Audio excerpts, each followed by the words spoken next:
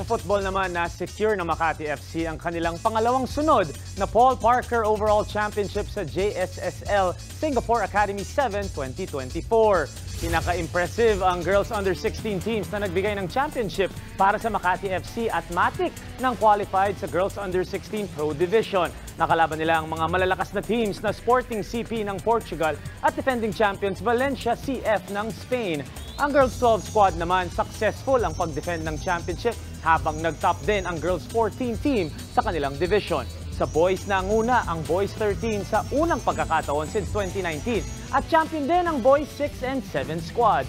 Second naman ang boys 10 at 14 habang podium finish ang girls 10 at boys 15. Congratulations sa Makati FC, nagdala kayo ng pride sa inyong bansa.